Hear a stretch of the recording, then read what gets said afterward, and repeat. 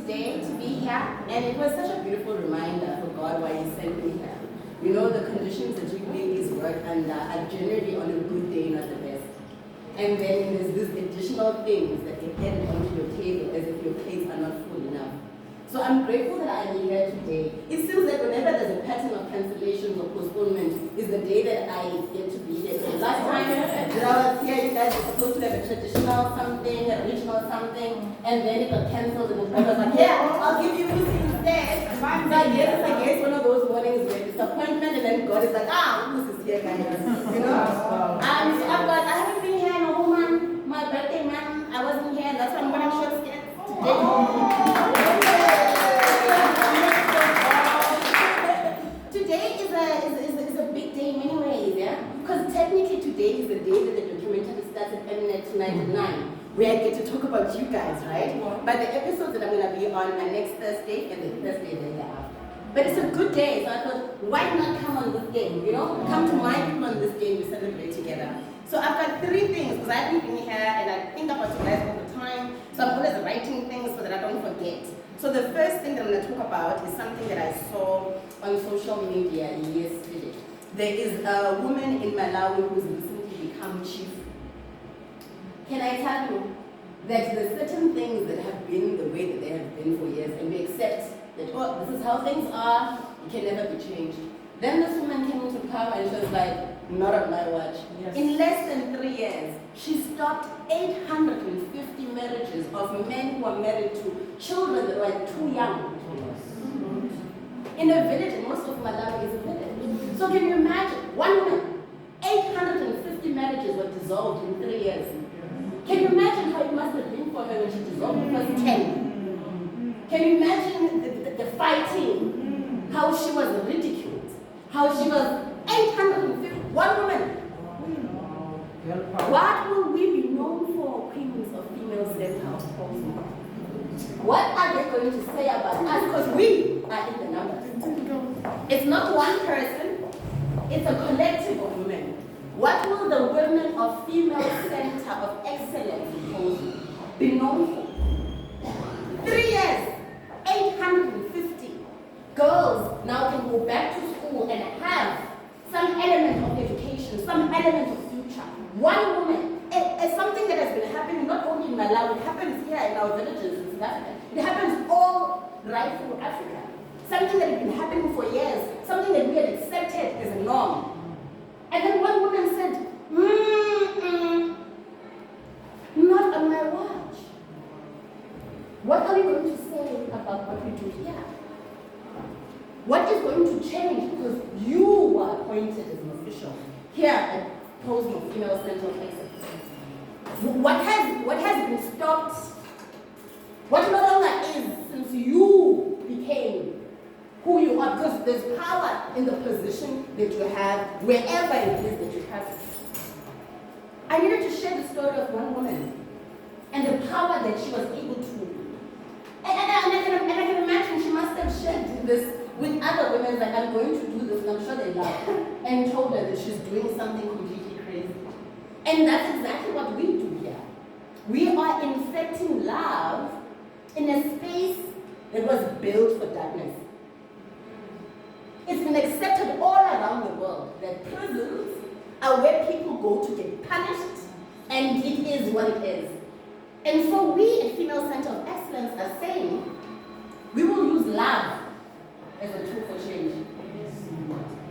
It's never been done. But we're going to do it. Because it's not one, if one woman can do 850 men, us, as a unit, with the one cause, we can change history. We can make this a rehabilitation station. They come in broken. They leave with a bit of confidence, a bit of self-worth, because they've been around queens. They've seen queen-like behavior. They've seen women who work under the worst conditions walk with pride, walk with God, walk with dignity. One woman made something big. One woman. What can we do? What can we be known Now I move over to topic number 2. You know, guys, I've covered this topic before, love languages.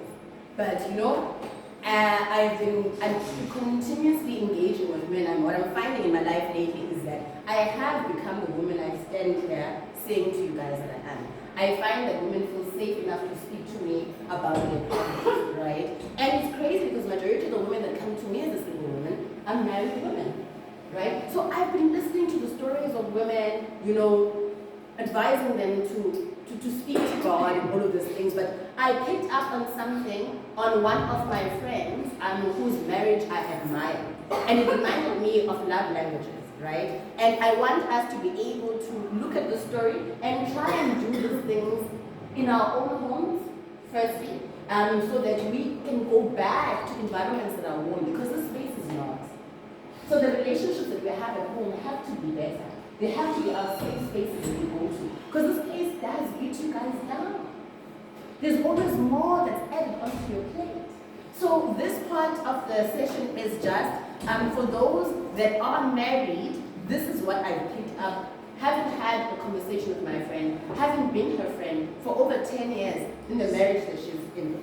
So when she initially was with her husband and they lived in the country, she used to have a complaint.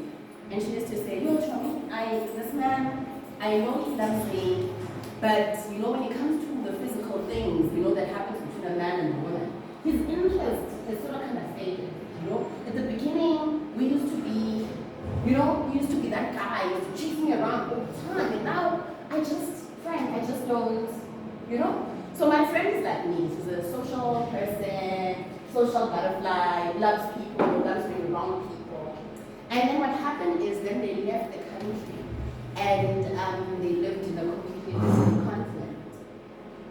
And then my friend's social life completely was no more because it was a new space, no people, now she's homebound, right?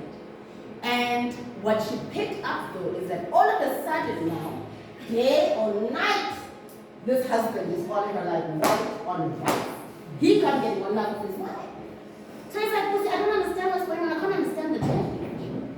And then I realized the husband's love languages is quality time. And because when my friend was in Cape Town, she was a social butterfly, he never had his wife to himself. He couldn't say the words that I need more of you. And so what he did is he pulled back.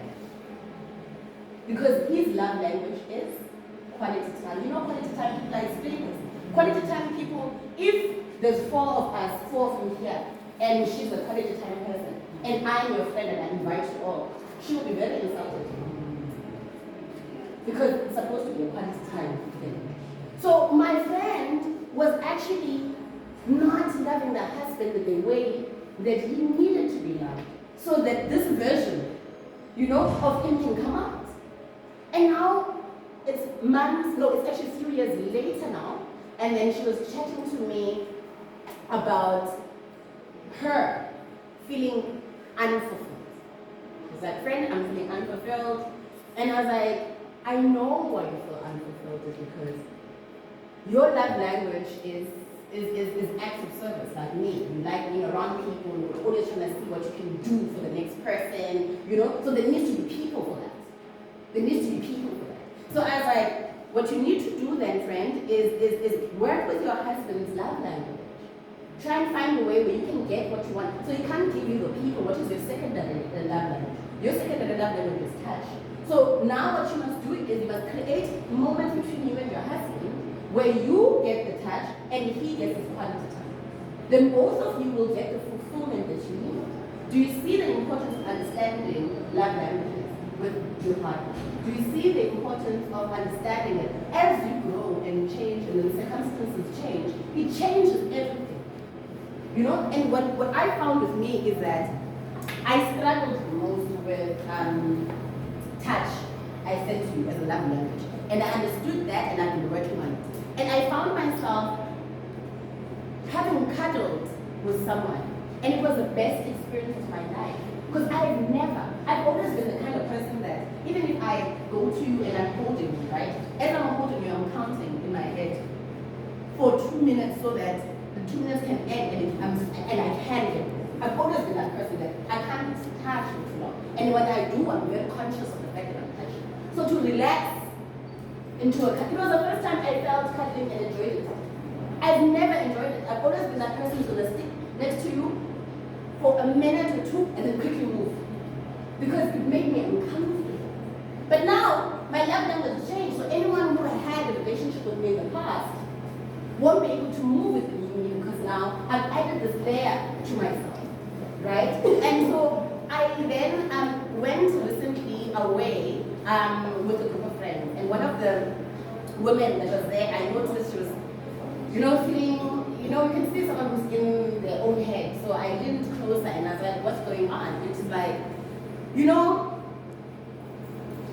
what I find is that people believe that I'm complaining a lot because my husband continuously is in a position where he always is, wanting to touch me, and I don't believe that I'm a woman who likes physical things. My libido is low.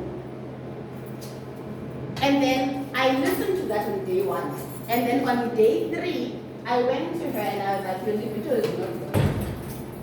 You want attention. You want him to not touch you because you're available. You want him to make effort to touch you.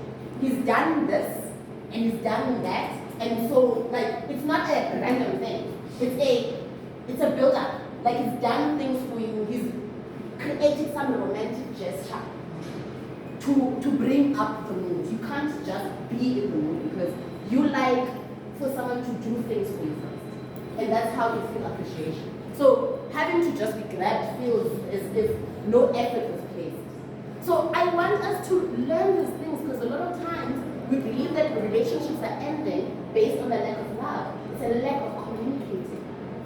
Lack of communicating your needs to your partner, and also checking what it is that your partner does. If this person keeps on bringing things to the house all the time, is a guy who's always bringing things to the house but is never at home, is always bringing things to the house, is always buying things, this means this person's love language is acts of service. Find ways to make it work for you and with you, because no one is going to choose to alienate someone they've chosen to be with. So then we need to find ways in which we learn to communicate how it is that we need to do that. And what will get you there is understanding who it is that you are, what it is that you like, what it is that you don't like, and what you're going to do about what you don't like. What are you going to do about what it is that you don't like? Because you can't be that person that says, I can't, and then expect to be in a successful situation of any sort. Because even here at work, you're going to tell Mama that you can't. Potentially, you might lose your job. And so we adopt the same mentality even in our relationships. Because we need soft landing spaces. We need warm spaces that can receive us after a day's work. So let's find ways of communicating that. And then my last point for today is choice between glory and serving God.